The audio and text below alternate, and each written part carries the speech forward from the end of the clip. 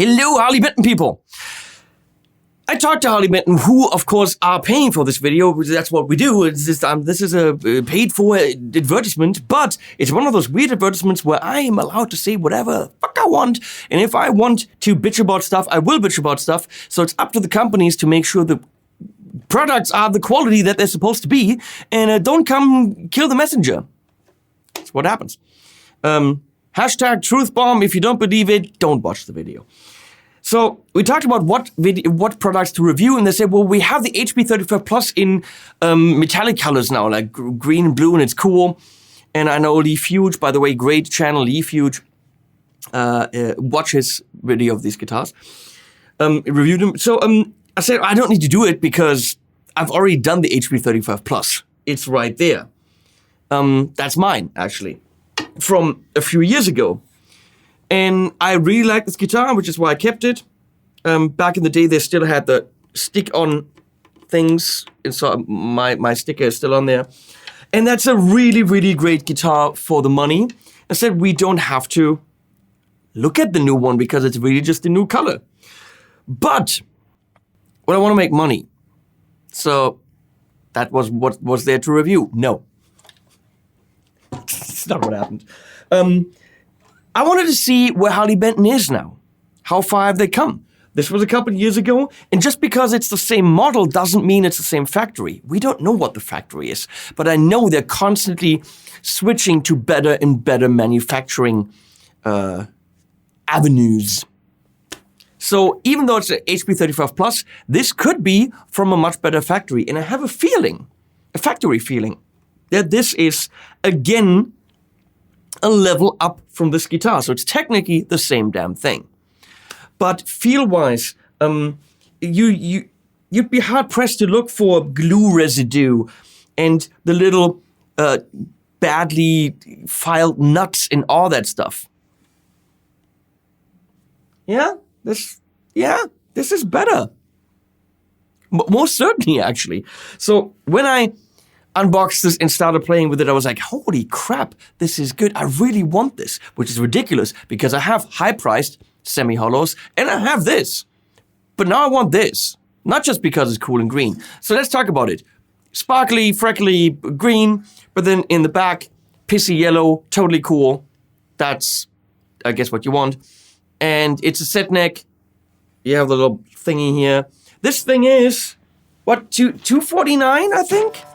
So it's ridiculous. It is under $300. And when you play it, it's unbelievable how good this is for the price. Yeah, this is not a paid-for opinion. This is my opinion. Do I have extremely expensive and good guitars? Yes. Are they better? Yes. Are they thousands better? No. They're really not. This is a fully usable instrument. The track I recorded in the beginning of my album, Unweaving the Rainbow with James Labrie, I used this guitar and the other one, the double cut, and I don't regret it. I would release that track like this in a heartbeat. This is a studio production and I do not need a better guitar. I wouldn't re-record it just because I have other guitars. Let's look at it. Semi-hollow with F-holes, mahogany sustain block. The body is a beveled maple, and the neck is maple. It's not a mahogany neck. So this is maple. Oh, it's beveled in the back. This is maple, but the sustain block in the middle is mahogany. The one thing Leslie said, and I think she's right, it's not very pretty that you can see the cables here. They're usually trying to like kind of hide these to the side or something, but having all the cables dingly-dangling right there, not nice, but I mean, I don't know how you would do that. Porphyro fretboard, block inlays, double action truss rod, 628 millimeter. This bit, 305 millimeter fretboard radius, 42 millimeters up here, 22 frets, Roswell LAF Alnico 5 covered, 2 volume with push pull for cold split, 2-tone, 3-way, Tunomatic, closed die-cast, tuners, comes with chens in its green. Yeah, look at the nut. That's beautifully cut, and that rhymes for a reason. That's not what we're used to from Harley Benton. This is better. They are upping their game. You have these really cool pearloidy kind of mother of pearl tortoiseshell inlays, gold tuners, which are, in line, nothing crooked. The tuners on this are phenomenally good. Like, boom, you're like, I don't know. Let's see how quickly I can get to the A. I'm done. Oh, you don't believe it? G. Too high, okay?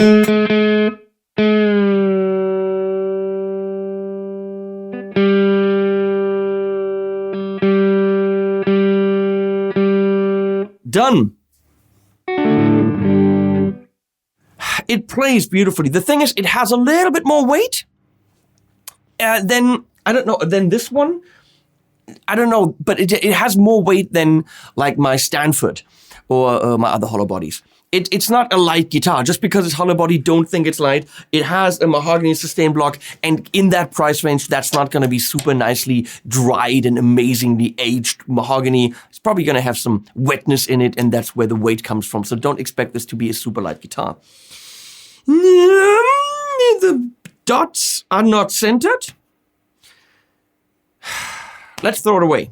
Let's kick it out. Hey, but I look at this stuff. The dots, no, they are not centered. What a tragedy. It should be $200 less. This should be $49. No, of course, who gives a shit about centered dots? But I look at this stuff.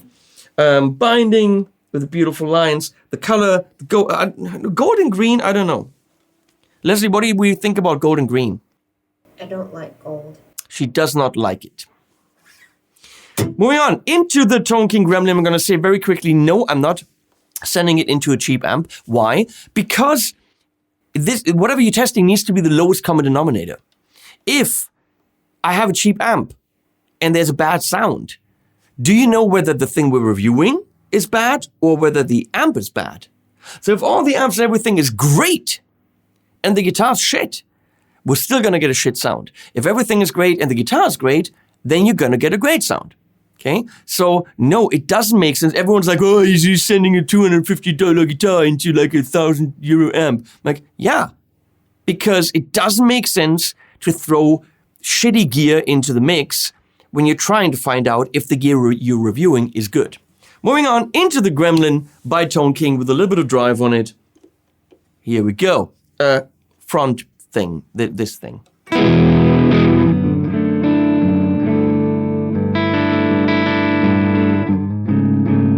Ha! What am I doing? I'm trying to do E. I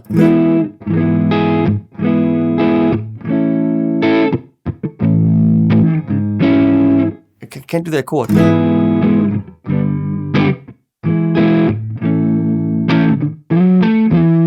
Nice and round and thick. Middle.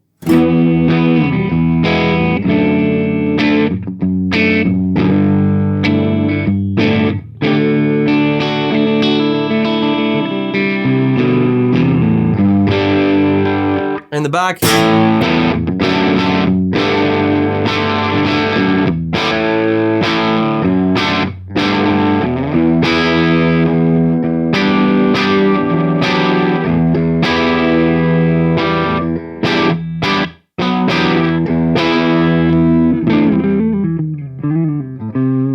Then you can pull this and you have a single coil here.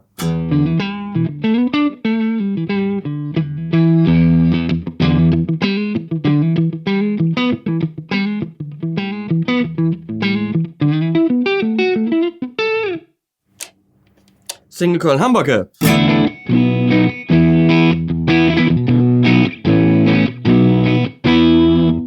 Single coil and single coil.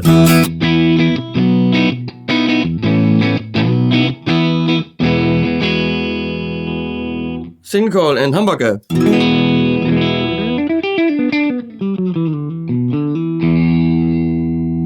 And only single coil in the back, which I wouldn't recommend using on this guitar because that's very thin. And it's usually not a single coil in the back kind of fan.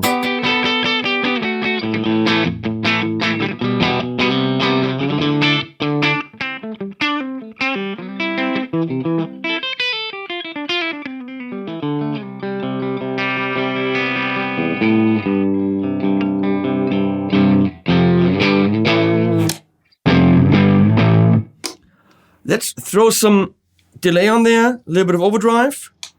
With an amp that's already a little bit driving, that could be really cool.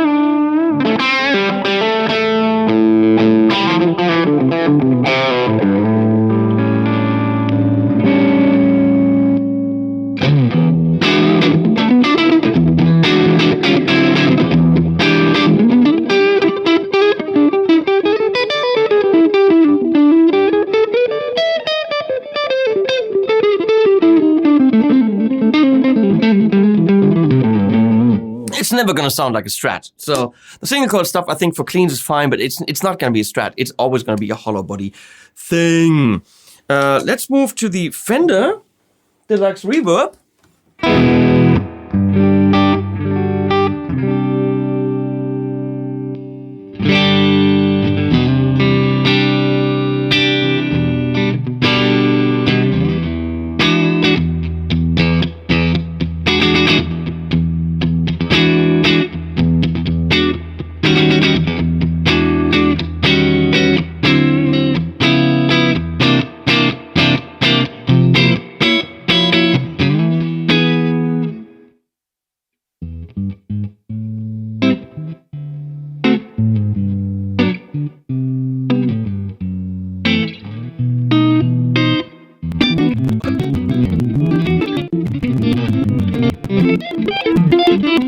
Yes. I did all of that on humbucker. That was so dumb, Henning. There's the jet. We're gonna do all of that again.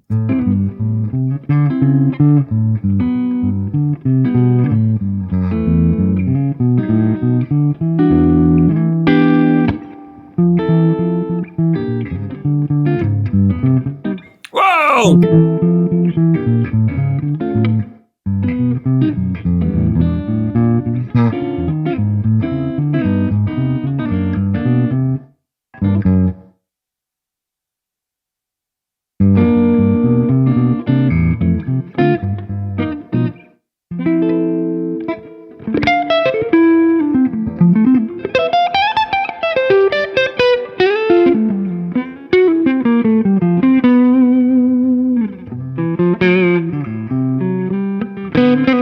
Nice!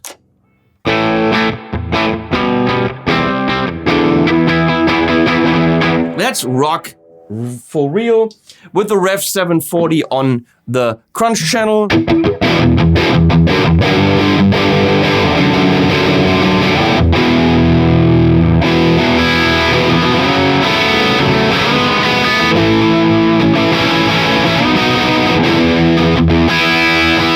Massive rock sound!